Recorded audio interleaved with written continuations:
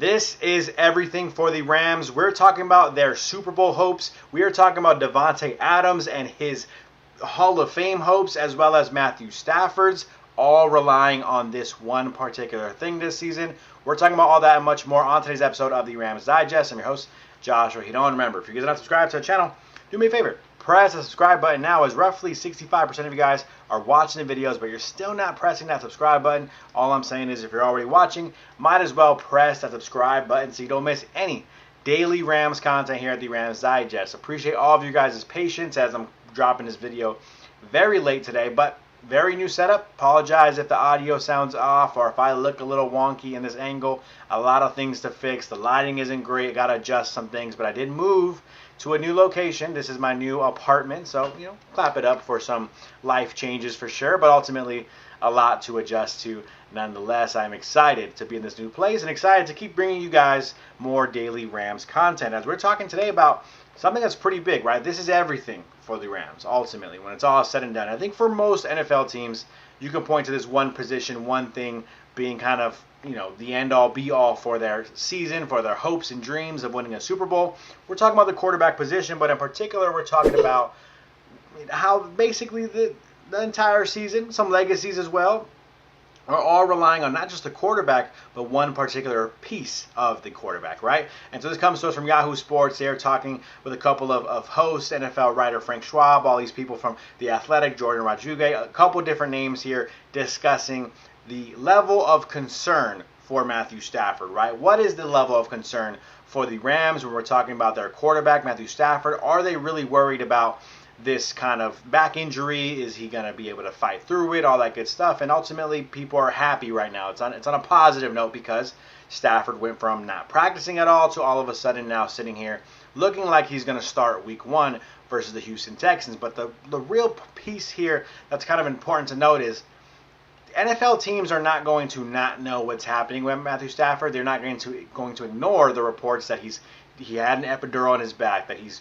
dealing with that issue, that he's obviously hurt, that everyone's obviously concerned around the building. And yes, the Rams have some depth at quarterback, and maybe you can say you're confident if Matthew Stafford has to miss a game or two, that's all fine and dandy, and we should be okay. But ultimately, right, when we're talking about how concerned people should be about Matthew Stafford, here's a quote from Jordan Rodriguez from that podcast. She's from The Athletic. She says, this one important note that I really wanted to kind of highlight here. She says, the season sort of lives and dies on his arms, talking about Matthew Stafford, right? And now kind of on his back too. And so obviously we joke a lot about NFL teams and the quarterback and then kind of carrying the team on their back. Well, in this case, kind of literally, Matthew Stafford is really carrying the team on his back. If his back issue does not hold up this season, that is a huge level of concern for the Rams. And we're talking about a guy who's not just only 37 years old, but if he gets hit, if other teams are like, you know what, we understand that's his weak point right now, he doesn't want to get hit, he wants to get the football out quickly, we're going to attack that weakness. We're going to get to the quarterback. We're going to tell our corners, press coverage, get up on them, make sure you guys do what you can to just give our defensive line a few seconds to try to get to Matthew Stafford, make him force bad throws, make him hit the ground, get QB hits on Matthew Stafford. If that's the goal for every single team week in and week out, the offensive line can hold up as much as it can, but if Stafford's getting hit 3, 4, 5, 6 times a game,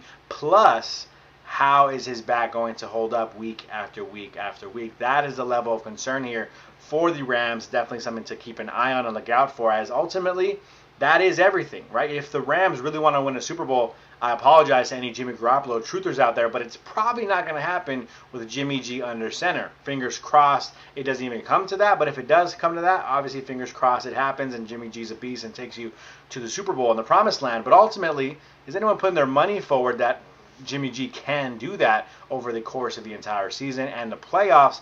That is definitely something to kind of wait out and see. So ultimately, very intriguing to see here.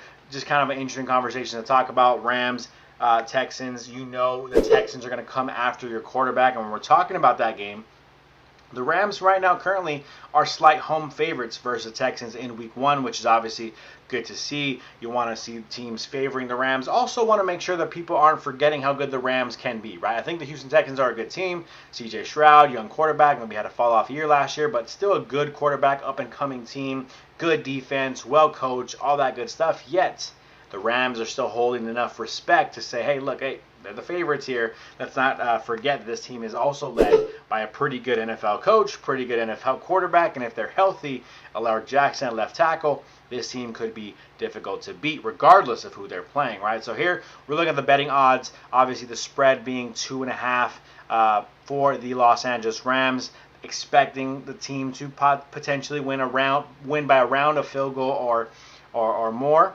And so that's a positive. Generally speaking, Vegas, the numbers all looking like, the Rams are not necessarily going to be out of this game just because you have had Stafford not in at practice. You have had Alaric Jackson out of practice as well. That's not the case here. A little bit of a drop here. The line did move from 3.5 to 2.5, so significant drop for sure. But regardless, Rams being favored at home is an important key here. Last time the Rams and Texans played each other in a regular season game was in 2021, where the Rams won 38-22, but we do know that was a very, very different Houston Texans team, and so ultimately we'll have to wait and see what happens come Sunday. But I want you guys to give your guesses down below in the comment section. How are you feeling about this game, scale 1 to 10? How are you feeling also about Matthew Stafford and his back? How concerned are you of Matthew Stafford and his health going forward this season? Of course, we just have to take it a game at a time, hope for the best. That's all we can do as fans. But how are you guys feeling going into the season about Matthew Stafford, and how concerned are you about him holding up with all the injuries he's dealing with? Here is a quick TV broadcast map. Rams versus Texans. You can see here, obviously, most of Texas outside of Dallas is going to watch this game, as well as everywhere in Los Angeles, Southern California. Everyone else actually is going to be watching some Green Bay and Detroit action with Jim Nantz and Tony Romo, obviously being on the call there. But then you have Kevin Harlan and Trent Green talking for the Houston at LA Rams game. So everyone's going to be watching Detroit versus Green Bay, but everyone in LA and Texas will be paying attention to two very interesting teams here. We'll wait and see. It's definitely a lot got a lot riding on this game, right? Obviously, you have the health of Alaric Jackson, the health of Matthew Stafford. How good is his defense? Can his defensive line, was it a fluke first year? Are they going to be able to hold up and continue to play well?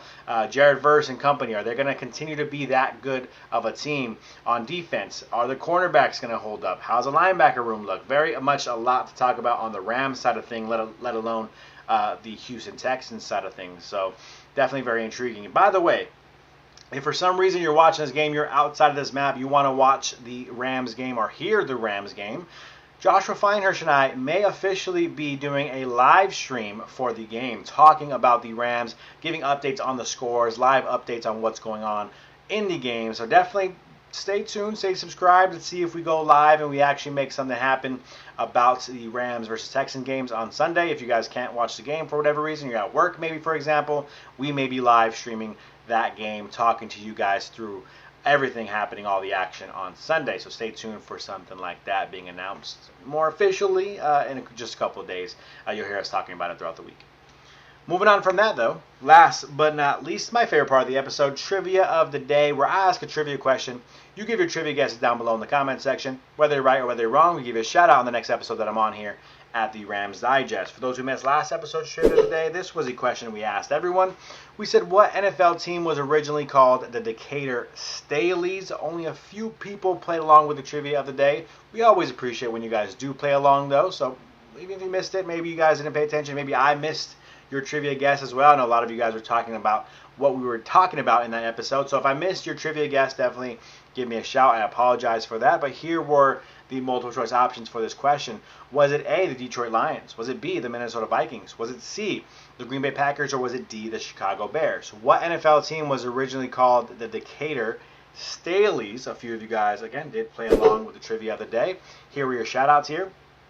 First, want to shout out Jason Jackson. He says, love from Glasgow, Scotland, Rams fan since '84. I know you didn't play Trivia of the Day, Jackson, but Jason, I really do appreciate you shouting out your hometown, Glasgow, Scotland. I appreciate you for being a Rams fan out there, but also for shouting out where you're from and letting us know you're watching from all the way in Scotland, a place I do want to go check out, by the way. Glasgow, Scotland. I can't even say the city's name.